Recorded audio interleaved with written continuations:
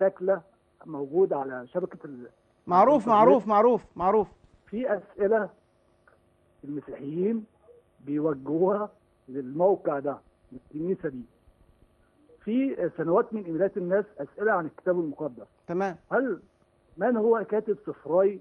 في واحد بيسال الموقع من هو كاتب سفراي صموئيل الاول وصموئيل الثاني؟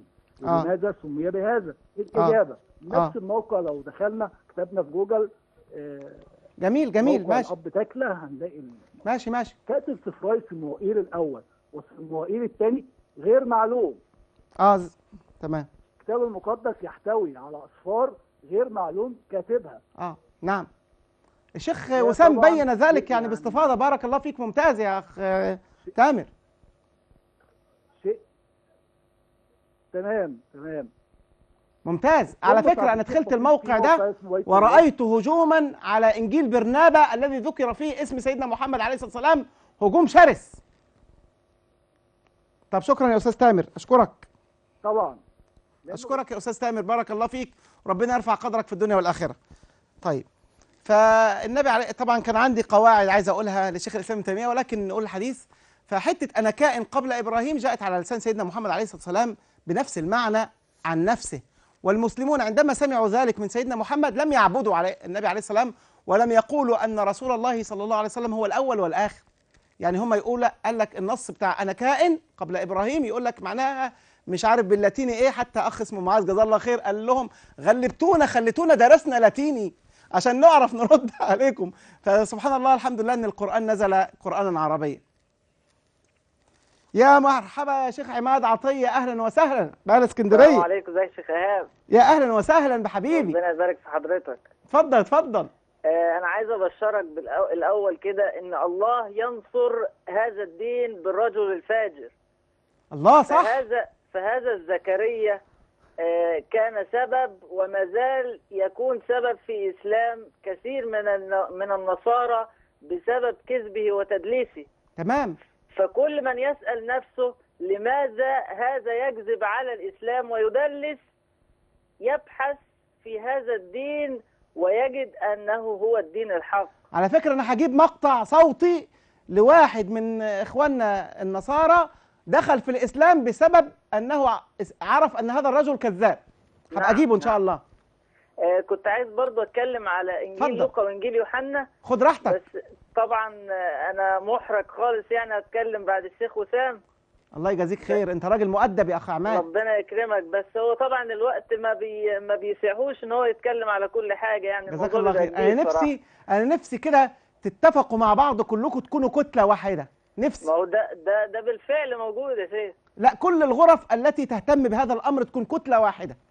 والله هي كتلة واحدة، بس يعني الاهتمامات بتبقى مختلفة يعني. تمام. ده بيمشي في جانب وده بيمشي في جانب وده بيمشي في جانب. بس أنا نفسي يبقى في مرجعية. هي دي بقى يعني حتى لو كل واحد يتنازل ويخلي المرجعية للشيخ وسام، وده يبقى يعني قائد غرفته، ده قائد غرفته، ده قائد غرفته، بس يكون مرجعية واحدة ونحاول أن نتنازل مع بعضنا البعض. لا بأس. إنما انتظر اتصالك يا شيخ عماد، أحسن الله إليك يا رب. طب معانا 10 دقائق، فإحنا نحاول نركز في ال10 دقائق دي بإذن الله تبارك وتعالى. يعني إن شاء الله ستكون الأسبوع القادم. طب أهلا وسهلا بالأستاذ مروان، اتفضل. استراليا، يا أهل استراليا، أهلا وسهلا. أخي فاضل، السلام عليكم. على فكرة إخواننا اسمعني من التليفون، ما تسمعش من التلفزيون يا شيخ مروان.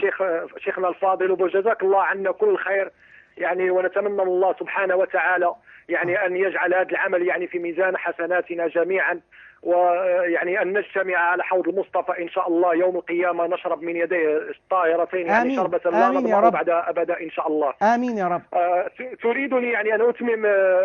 تفضل يعني اتفضل. احنا أمامنا دلوقتي 9 دقائق، فحاول في 4 دقائق كده الله يكرمك تركز في هذا الأمر إن شاء الله. يعني فقط يعني إشارة بسيطة يعني فالحمد لله شيخنا وسام أفاض يعني في تبيين وفي توضيح أن الكتاب المقدس هو محرف يعني بالبث والمطلق، لكن يعني أود يعني أن أضيف إضافة بسيطة يعني للتوضيح لهؤلاء النصارى على أننا لا نريد من خلال عملنا هذا يعني أن نظهر لهم على أننا نحن الغالبون، ولكن لنجعلهم لنريهم بأن الإيمان بالله سبحانه وتعالى هو ليس إيمان بالمعبود، هو ليس إيمان بإنسان، ليس إيمان ببشر يعني يدخل إلى الحمام، ولكن هو إيمان بالله سبحانه وتعالى، وأن الكتاب المقدس ليس كتاب يعني وحي من الله، بل هو من كتبوه بأيديهم، وهذا مصداقا لقول الله سبحانه وتعالى في محكم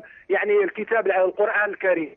نقطة أخي الفاضل، أولا يعني عندما يعني نسأل النصارى دائما ونقول لهم بأن الكتاب المقدس هو كتاب محرف، يقولون بأن كتابهم يعني انتشر بملايين اللغات وبلغات العالم المعروفة، يعني فكيف نقول نحن معشر المسلمين التي ليس لدينا حل علينا روح قدس نقول بأنه يعني محرف؟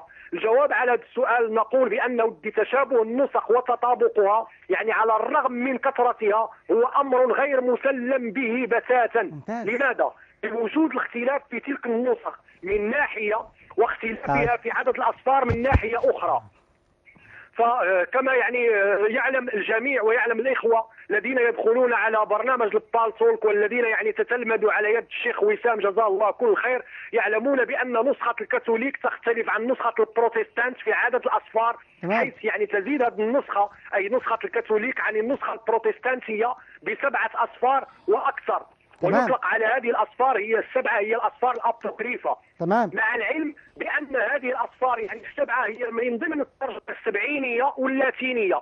تمام. والتي يعني اكتسبت يعني قانونيتها وصارت مسلمة يعني بين جمهور يعني المسيحيين بعد انعقاد يعني مجمع قرطاج سنة 397 ميلادية، وبقيت يعني على هذا الحال إلى يعني غاية 1200 عام بعد ذلك. ثم يعني لا ننسى يعني أن نشير على أن مجمع يعني تيرنت في القرن ال15 قد صادق على هذه يعني عليها واعترف بأنها قانونية، إلى أن ظهرت يعني فرقة البروتستانت في أوائل يعني القرن ال16 وأنكرت يعني قانونية هذه الأصفار وحذفتها من الكتاب المقدس.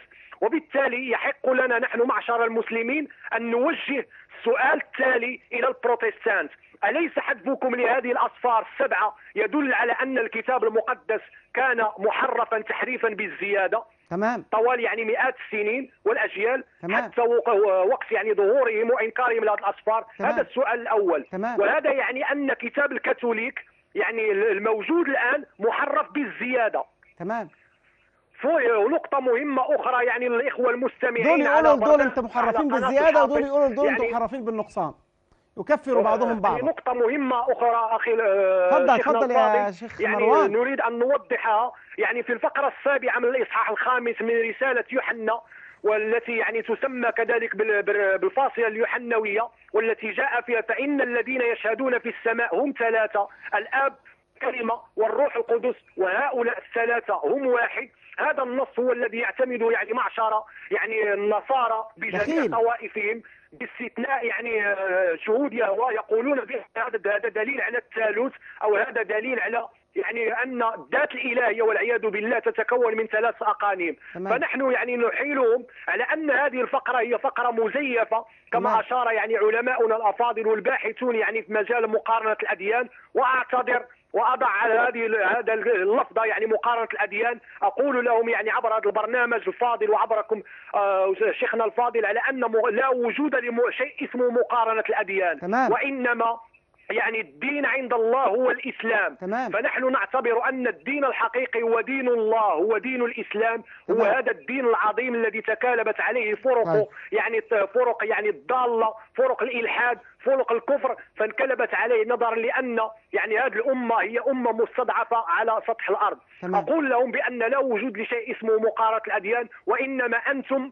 فرق ضالة، تبعتم بولس، تبعتم يعني المجامع المسكونية، وهذا الكتاب الموجود بين أيديكم ليس كتابا من عند الله. أعود يعني الرسالة يعني الفقرة السابعة من والإصحاح الخامس يعني من رسالة يوحنا، لأقول لهم بأن هذه الفقرة هي مزيفة وليست موجودة في الأصول اليونانية المعمول عليها، أي أنها فقرة دخيلة وليست من المتن. وبالفعل لقد تم يعني حذف هذه الفقرة يعني المزيفة من الترجمة اللي هي أصل الإيمان المسيحي.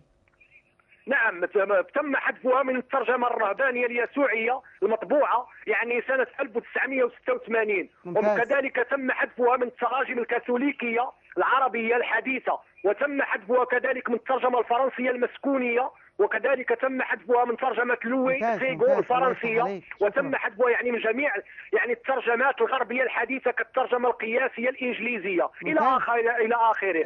يعني من هنا يعني نقول بأن البروتستانت لا زالوا يطبعون هذه الفقرة ضمن الترجمة العربية للكتاب المقدس، وكأن شيئا لا يحدث، وكأن لا شيء في الأمر. مش مشكلة بقى، كذب بقى.